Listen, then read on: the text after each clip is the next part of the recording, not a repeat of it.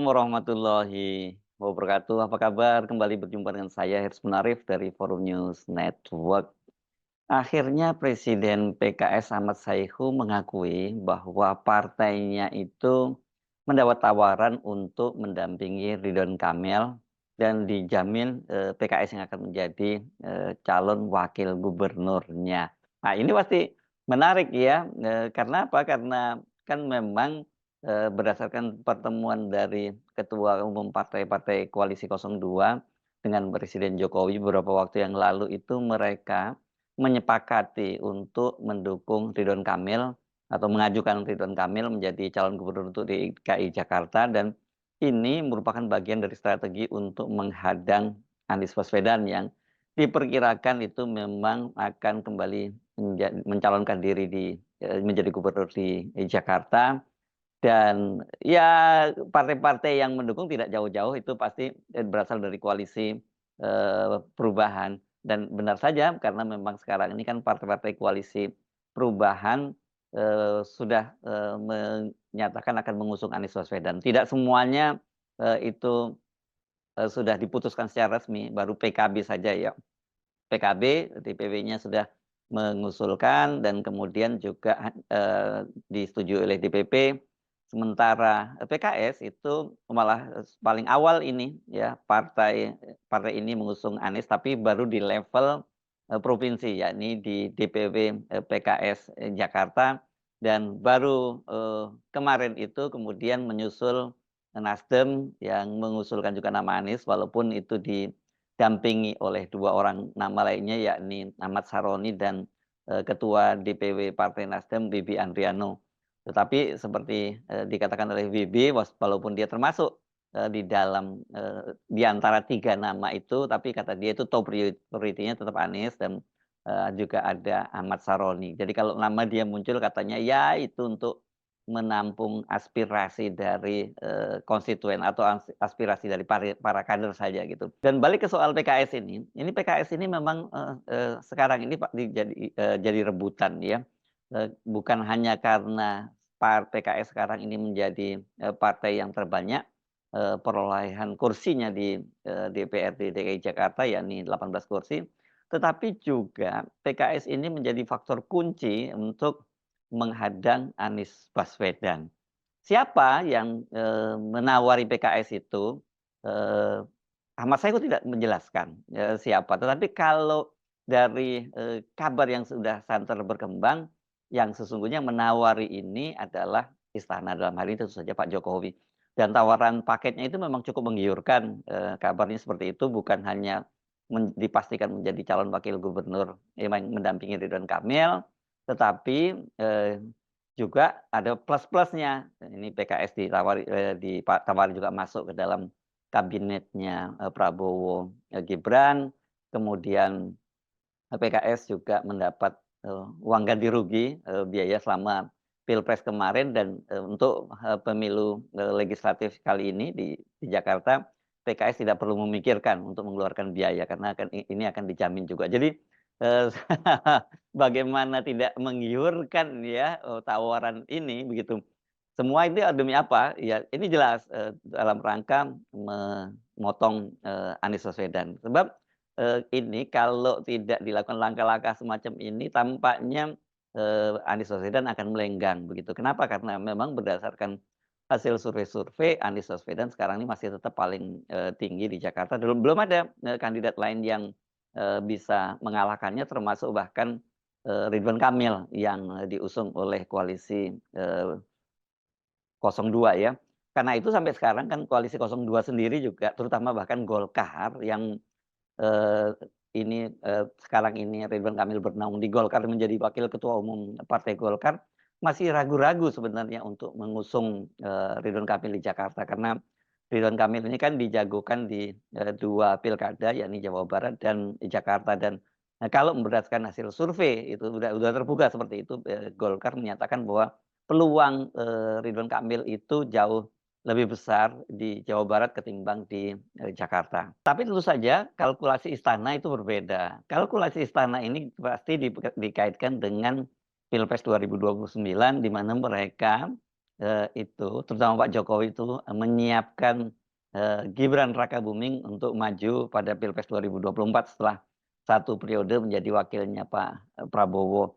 Nah ini pasti akan jadi, halangan ketika ada Anies Baswedan. Kalau Anies Baswedan terpilih menjadi gubernur DKI Jakarta lagi berarti ya dia, itu pasti bersiap-siap untuk Pilpres 2029 dan kalau kemudian, Gibran itu harus maju pada Pilpres 2029 berhadapan dengan Anies Baswedan, sementara Jokowi sudah tidak jadi, presiden lagi ya ini sangat berat ya buat, Gibran ini. Gibran ini kan bisa jadi sekarang jadi wakil presiden terpilih, eee bersama Pak Prabowo saja kan ini karena faktor campur tangan, bapaknya yang sangat kuat ketika masih menjadi presiden. Jadi ceritanya tahun 2029 itu pasti, beda beda banget. Karena itu saya kira wajar kalau all out untuk, menghadang dan memotong Anies Baswedan. Jadi bukan all out saja, at all cost gitu kita menyebutnya ya kalau ditawari sebagai calon, calon wakil gubernur, eee Ridwan Kamil dan kemudian juga masuk ke kabinet, terus biaya pilpres kemarin diganti dan juga biaya pilkada ini akan di-cover. Ya ini kan kalau sampai jadi kan PKS akan menang banyak. Itu kalau dari sisi kalkulasi semacam itu. Tetapi, tentu harus, diingat karena bagaimanapun basis dukungan dari PKS itu, beda sekali dengan, basis pendukungnya Jokowi. Jadi kalau PKS itu menerima tawaran dari istana untuk dipasangkan dengan Ridwan Kamil dengan sejumlah kompensasi-kompensasi tadi, saya kira, ini bisa kita pastikan bahwa suara PKS pada pemilu berikutnya itu akan, merosot sangat tajam. Karena kalau sekarang PKS ini suaranya, di DPR naik, di DPRD Jakarta juga naik, itu kan, ya dipastikan karena mereka kemarin berada dalam posisi sebagai pendukung, Anies Baswedan, Muhaimin pada Pilpres begitu ya. Dan hal yang sama itu kan terjadi dengan partai-partai lain, bahkan partai-partai lain yang berada di koalisi, perubahan itu suaranya sangat signifikan. Dalam konteks sebelumnya saya sebut bagaimana, PKB itu lompat sangat tinggi 100% di, DKI Jakarta dan kemudian, pecah telur. Ada mendapat 2 kursi di, DPR RI dari Jakarta yang selama ini nggak pernah, didapatkan. Begitu juga dengan Nasdem yang di, DPRD DKI juga suaranya nambah lompat dari 7 kursi menjadi 11 kursi. Jadi ini betul-betul pasti akan dihitung ulang oleh, PKS, dampak, manfaat dan mudorotnya. Meskipun, saya kira sebenarnya kalau melihat sejarah di masa lalu PKS juga itu pernah punya hubungan dengan Jokowi, tapi saya kira Jokowi hari-hari ini itu berbeda dengan Jokowi di masa lalu. Salah satunya di Solo ya, pada waktu di Solo itu 2 periode PKS itu mengusung, Jokowi menjadi, calon, wali kota dan, 2 periode terpilih. Kecuali kemudian di Jakarta kan, PKS itu, tidak berada dalam kubunya, Jokowi ketika Jokowi maju pada pilkada, DKI, Jakarta. Nah bagaimana, posisi, PKS itu sendiri? Sejauh ini seperti dikatakan oleh para petingginya PKS bahwa mereka itu masih menunggu keputusan, dari Majelis Syuro ya. Jadi Majelis Syuro yang akan menentukan apakah mereka tetap kembali solid dalam koalisi perubahan seperti pada Pilpres lalu, bahkan yang menarik ini kemungkinan bertambah koalisi perubahan plus PDIP gitu, atau tergiur oleh tawaran istana untuk, jadi calon wakil gubernur, mendampingi Ridwan Kamil. Ini, kalkulasinya mesti sangat hati-hati ya, karena kalau pilihannya misalnya tetap bersama Anies Baswedan gitu ya, dan kemudian, Anies Baswedan kalah lagi karena, Jokowi ternyata masih sangat perkasa katakanlah seperti itu ya, masih bisa tetap cawe-cawe, ini kan PKS bisa rugi banyak. Sudah sudah apa, jabatan nggak dapat, duit nggak dapat, kan gitu. Dibandingkan ini sudah di depan mata, kalau toh dari tawaran istana itu kalau toh katakanlah kalah, tidak jadi ketika mendampingi Ridwan Kamil, kan mereka dipastikan akan masuk ke kabinet, kemudian, eee, dapat uang pengganti gitu ya. Jadi ini memang tidak mudah saya kira bagi PKS pilihan-pilihannya, tetapi, sekali lagi ini memang seperti jebakan, Batman ya, hati-hati tawaran dari Pak Jokowi ini harus betul-betul dikalkulasi secara serius, tampaknya menggiurkan, tetapi bisa aja di belakang itu bisa berdampak panjang buat, PKS gitu ya. Kita tentu masih ingat ketika, Nasdem dulu mendukung Ahok di, pilkada, DKI Jakarta, Pak Surya Paloh kan berkali-kali ngaku bahwa wah ini dia menuai hasil, buruk dari, sikap mereka memilih Ahok yang waktu itu disebut penista agama dan suara mereka memang babak belur. Tapi kan sekarang dengan mendukung Anies Baswedan suaranya naik, dan di DKI Jakarta juga naik. Jadi ini hal yang sama juga bisa terjadi pada PKS, bahkan mungkin dampaknya akan jauh lebih serius kalau sampai PKS kemudian meninggalkan Anies dan kemudian menyeberang, dan tergoda oleh bujukan istana untuk mendampingi Ridwan Kamil. Nah, bagaimana kemungkinan sekarang ini partai koalisi perubahan itu, gabung kembali dan kemudian kemungkinan juga bersama-sama dengan PDIP mendukung Anies Baswedan. Setidaknya sikap itu dinyatakan oleh Ketua Majelis Syuro, PKS, Hidayat Nur Wahid. Hidayat Nur Wahid menyatakan jelas kalau dengan PKB katanya mereka tidak ada persoalan ya, dia menyinggung bagaimana dalam Pilpres kemarin itu ketika Muhaimin Iskandar itu hadir di kantor DPP PKS itu disambut dengan, lagu atau mars, ini wajib bagi para kader NU yakni lagu Jalal Wathon. Jalal Wathon itu, Jalal Wathon iman iman, Jalal Wathon itu cinta tanah air gitu ya, sebagian daripada iman. Itu sebenarnya syair yang digubah, oleh para pendiri NU dan ini menjadi semacam lagu wajib dan kita tidak pernah bisa membayangkan waktu itu kemudian, kader kader PKS, bukan hanya kader PKS ya, presiden PKS itu memimpin langsung, menyanyikan lagu Jalal Wathon menyambut kedatangan Caimin.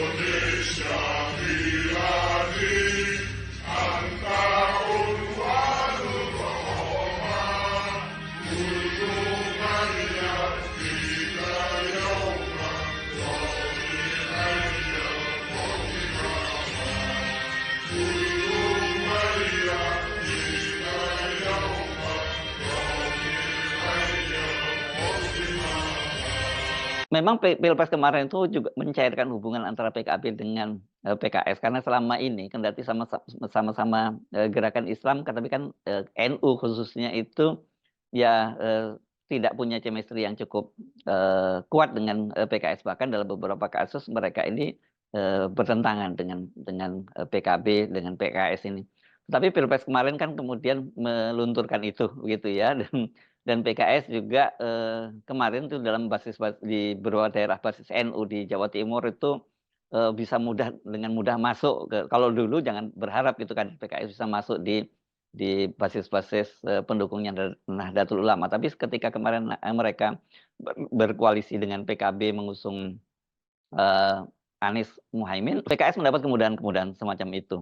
Nah, kalau dengan PDIP bagaimana? Seperti dikatakan oleh, Hidayat Nur Wahid, Wakil Ketua Majelis Syuro, PKS, sebenarnya di daerah itu mereka tidak punya persoalan, tidak punya handicap ya, kalau berkaitan dengan koalisi dengan, PDIP. Di beberapa tempat mereka pernah terjadi. Bahkan seperti saya sebut tadi dalam kasus Pilkada Solo kan, mereka itu berkoalisi dengan PDIP mendukung, Joko Widodo. Dan di tempat lain seperti di Kalimantan Selatan kata, Hidayat Nur Wahid juga PDIP pernah mendukung mendukung calon dari PKS padahal sebenarnya partai pemenang di situ adalah PDIP dan kemudian terpilih menjadi wali kota. Dan banyak sekali kerjasama semacam itu. Hanya saja di tingkat pusat itu memang mereka ini seperti tidak pernah nyambung seperti minyak dengan air gitu ya, yang dulu digambarkan semacam itu. Apalagi kita juga, menyimak, beberapa kali pernyataan dari Sekjen PDIP Hasto Kristianto bahwa, mereka itu tidak mungkin, berkoalisi dengan 2 partai, yakni partai PKS karena secara ideologis berbeda, dan juga dengan Demokrat. Walaupun disebut ideologis, saya kira kalau, Demokrat ini bukan soal ideologis, lebih pada persoalan personal antara Ibu Megawati dengan Pak SBY pada, Pilpres 2004 dulu ya. Tapi sampai sekarang masih terus berlanjut. Tetapi saya kira situasi politik sekarang memang, berubah begitu karena, PDIP itu relatif sekarang itu sendirian setelah dia berpisah dengan Jokowi ya, kan Jokowi sekarang didukung oleh partai-partai koalisi, 02, itu terdiri dari, Golkar, Gerindra, Partai Amanat Nasional dan, juga Demokrat. Kemudian di satu sisi lagi ada partai koalisi perubahan, yakni Nasdem, kemudian PKS dan PKB.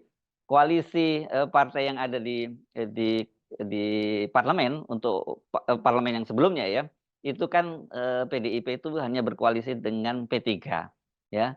Tapi P3 sekarang pun kan sudah tidak masuk lagi, di parlemen ya, dia, tidak berhasil melampaui presidensial threshold 4%. Hanya di, DKI Jakarta, P3 itu masih bisa menyelamatkan, 1 kursinya. Ini dia ya. Jadi ini dulu partner, pada Pilpres kan ini partner dari, PDIP, tapi kelihatannya setelah kalah ya mereka tidak punya ikatan yang sekuat koalisi perubahan seperti antara Nasdem, PKS dan, PKB karena mereka sendiri kan setelah Pilpres itu juga langsung bertemu dan mereka menyatakan mereka akan meneruskan, koalisinya di level, pilkada terutama pilkada Jakarta. Pada waktu itu seperti itu yang dikatakan oleh, Sekjen, Partai Nasdem Hermawi Taslim ketika mengumpulkan Sekjen PKB dan PKS di gedung Nasdem Tower di kawasan Gondang Dia. Jadi artinya dengan pernyataan dari, eee, Pak, Hidayat Nur Wahid ini, PKS itu terbuka saja kalau kemungkinan nantinya harus berkoalisi dengan, PDIP. Hanya saja PDIP tentu saja harus menghitung secara, hati-hati lagi kalkulasi politiknya, apakah mereka demi untuk, berhadapan dengan Jokowi itu kemudian mau tidak mau mereka juga, sekarang ini melupakan, perseteruan ideologis dalam tanda petik gitu, antara PDIP dengan PKS dan kemudian mereka bergabung juga dalam koalisi yang mendukung Anies Baswedan. Kalau tanda-tandanya sih ya, memang mengarah ke situ ya dari sikap dari PDIP dan kalau PKS kelihatannya relatif lebih, terbuka bisa menerima PDIP. Nah pertanyaannya sekarang ya, kalau seandainya nanti, kalau seandainya jika gitu PKS kemudian menerima tawaran istana untuk mendampingi Ridwan Kamil menjadi, calon wakil gubernurnya di Jakarta, di mana posisi Kaisang, Pangarep? Karena kan sebelumnya ini, digadang-gadang dengan majunya, Ridwan Kamil sebagai partai representasi dari Partai Koalisi 02, usulan ini setidaknya muncul dari Zulkifli Hasan ya, Ketua Umum Partai Amanat Nasional dia sudah mengusulkan bahwa dia mengusulkan agar Ridwan Kamil itu dipasangkan dengan Kaisang Pangarep. Jadi kelihatannya demi memberi jalan, putra mahkota itu, eee, PAN atau khususnya Zulkifli Hasan melupakan keinginan lamanya yang, ingin memasangkan putrinya, Zita Anjani itu menjadi wakil gubernur berpasangan dengan Kaisang Pangarep. Kelihatannya akan sangat berat tuh kalau Kaisang dipasangkan dengan, Zita Anjani nih. Pertama jelas, dari sisi elektabilitasnya mereka berdua ini masih belum kuat kalau berhadapan dengan, Anies Baswedan. Yang kedua, ya kalau hanya diusung oleh PSI dan, PAN ya nggak cukup kursinya karena PAN itu punya 10 kursi dan PSI punya 8 kursi, masih kurang 4 kursi lagi. Nah ini, saya kira pasti Pak Jokowi kalau kemudian tiba-tiba istana mengusulkan agar, PKS yang maju mendampingi Ridwan Kamil, tentu, Kaisang pasti dicarikan tempat lain dong ya. Nggak mungkin Pak Jokowi akan membiarkan Kaisang itu menjadi pengangguran politik begitu, karena sekarang kan partainya sudah tidak masuk parlemen dan kemudian kalau dia tidak punya posisi di pemerintahan, ya dia bisa jadi pengangguran politik. Ini bisa mengulang, cerita dari Harimurti Yudhoyono yang gagal pada pilkada Jakarta pada tahun 2017 padahal dia sudah mundur dari, posisinya sebagai perwira TNI, selama, 7 tahun ini dia tidak punya posisi apapun dan baru kemarin dia masuk, menjadi menteri, ATR ya, di dalam reshuffle, kabinet. Jadi hal yang sama itu akan bisa terjadi pada pada Kaisang kalau dia tidak segera dicarikan tempat. Ini yang saya kira menarik, di mana kira-kira Kaisang akan ditempatkan. Tadinya kan disebut-sebut dia pernah, mau dicalonkan di Depok, tapi setelah tidak jadi Depok, di Bekasi. Bahkan sebelumnya sempat disebutkan akan di Sleman, di kabupaten yang menjadi asal istrinya Erina Gudono. Dan yang kemarin terakhir itu sebelum rame-rame kemungkinan dia jadi, dicalonkan di Jakarta, disebut-sebut dia akan maju sebagai calon wali kota Surabaya. Nah ini yang perlu kita, cermati, bagaimana kalkulasinya kalau akhirnya kemudian katakanlah PKS menerima tawaran itu, maka Pak Jokowi pasti harus membuat skenario lain. Karena bagaimanapun juga pasti, Kaisang harus diselamatkan sebagai bagian dari, dinasti Jokowi ya.